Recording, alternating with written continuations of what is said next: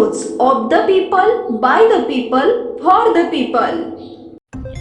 दिलासादायक गृहकर्ज, वाहन कर्जांचे हप्ते वाढणार नाहीत, आरबीआय। केंद्रीय रिझर्व्ह बँकेच्या चलनविषयक धोरण समितीच्या बैठकीतील निर्णय जाहीर केले। रिझर्व्ह बँकेने पुन्हा एकदा रेपो दर 6.5% ठेवलाय। केंद्रीय बँकेचे गव्हर्नर शशिकांत दास यांनी ही माहिती दिली आहे। रेपो दराच्या निर्णयामुळे व्याजदरात कपात होण्याची अपेक्षा बाळगणाऱ्या सर्वसामान्यांच्या पदरी निराशा पडली आहे। तसेच गृहकर्ज आणि वाहन कर्जाचे हप्ते वाढणार नसल्यानेही दिलासा मिळालाय। या निर्णयाची घोषणा करताना आरबीआयचे गव्हर्नर शक्तिकांत दास म्हणाले की महागाई मोठ्या प्रमाणावर घसरत चालली आहे। आरबीआयनं कोविडच्या काळात म्हणजेच मे 2020 मध्ये रेपो दरात 40 बेसिस पॉइंट्सने कपात करून 4% आणली होती।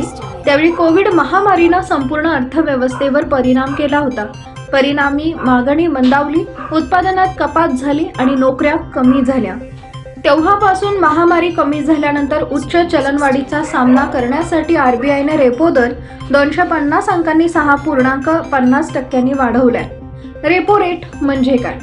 रिझर्व्ह बँकेद्वारे व्यापारी बँकांना दिल्या जाणाऱ्या अल्पकालीन कर्जावर जो व्याजदर आकारला जातो त्याला रेपो दर असे म्हणतात। रेपो याचा शब्दशः अर्थ बघितला तर पुनर्खरेदीचे बंधन असा आहे। म्हणजेच या व्यवहाराअंतर्गत कुठल्याही वस्तूंची विक्री केली असता काही ठराविक कालावधीनंतर ती वस्तू परत आधीच ठरलेल्या दराने पुनर्खरेदी करण्याचं आश्वासन दिलं जातं।